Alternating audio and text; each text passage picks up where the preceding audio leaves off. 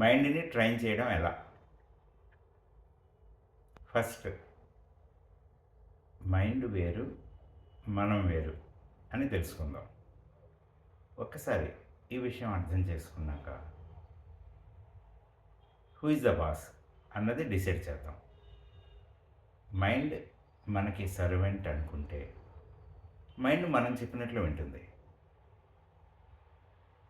Mind మనకి servant అన్న విషయం మనం గుర్తుంచుకుంటే చాలు. ఇంకా మైండ్కి ఛాయిస్ ఉండదు. To begin with, mind is a wild horse. అంటే ఒక అడవి గుర్రం లాంటిది. వైల్డ్ హార్స్ ఎక్కి మనం ఎక్కడికి కావాలంటే అక్కడికి వెళ్ళగలమా? అదే గుర్రాన్ని ట్రైన్ చేస్తే ఊరికి అలా టచ్ చేస్తే చాలు, ఈజీగా మనం ఎక్కడికి కావాలంటే అక్కడికి వెళ్ళగలం. కాబట్టి ద డిఫరెన్స్ ఈజ్ ట్రైనింగ్. నేను మైండ్ని డిసిప్లిన్ చేయను. డిసిప్లిన్ అంటే ఫోర్స్ చేయడం కదా. మనం ఎప్పుడూ ఎవరిని ఫోర్స్ చేయక్కర్లేదు. How to train the mind is the topic.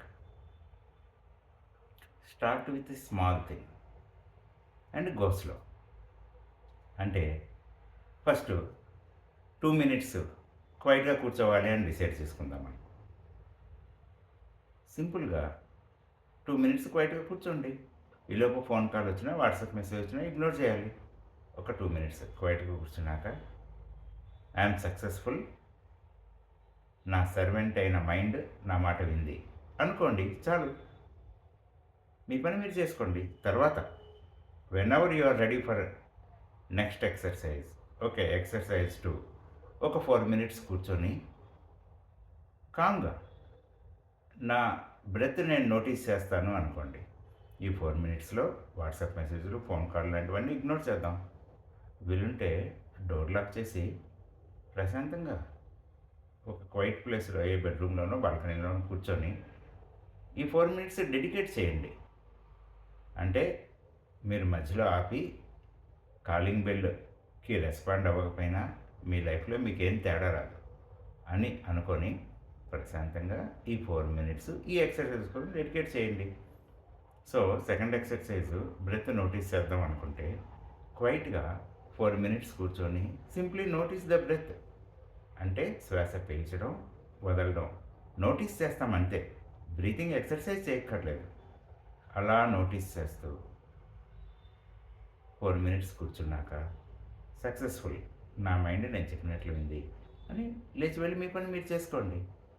ఇలా హండ్రెడ్స్ ఆఫ్ టైమ్స్ మైండ్కి పని చెప్పి చేయించుకుంటే సక్సెస్ఫుల్గా చిన్న చిన్న విషయాల్లో మైండ్ అలవాటు పడుతుంది. బట్ ఇంపాసిబుల్ టాస్క్లు పెట్టద్దు. మీకు తెలిస్తే 2 kilometers కన్నా ఎక్కువ నడవలేనని 5 kilometers టార్గెట్ పెట్టుకోవద్దు. 5 kilometers అనుకుంటే కనీసం 2 kilometers అయినా నడుస్తాం అనుకుంటే మీరు మైండ్ని ట్రైన్ చేయడం లేదు. 1 kilometer ట్రై చేయండి. సక్సెస్ అయ్యాక ఎస్ ఐఎమ్ సక్సెస్ఫుల్ అనుకోండి. కొద్ది కొద్దిగా పెంచుకోండి. అలా సంవత్సరం పాటు ప్రాక్టీస్ చేశాక 5 kilometers చేసినా పర్వాలేదు, కానీ ఇంపాసిబుల్ టార్గెట్స్ ఇవ్వద్దు సర్వెంట్కి ఎప్పుడు. సో మనం గుర్తుంచుకోవాల్సింది, mind is our servant. We decide what to do to begin with and we go slow, step by step. Practice makes it perfect. Bruce Lee అంత గ్రేట్ పర్సన్ అవడానికి కారణం practice, nothing else. In fact Bruce Lee legs 2 సమానమైన length కాదు. ఒక లెగ్కి ఇంకో leg లెంగ్త్కి 1 inch తేడా ఉంది. 1/2 inch తేడా ఉంటేనే డాక్టర్స్ ప్రిస్క్రిప్షన్ ఇస్తారు. థెరపీలు, టూల్స్, స్పెషల్ షూస్ ఇలా అనేకం ఫాలో అవుతాం కదా. 1 inch తేడా ఉన్నా సరే బ్రూస్లీ ఆ విషయాన్ని పక్కన పెట్టి మైండ్ని ట్రైన్ చేశాడు.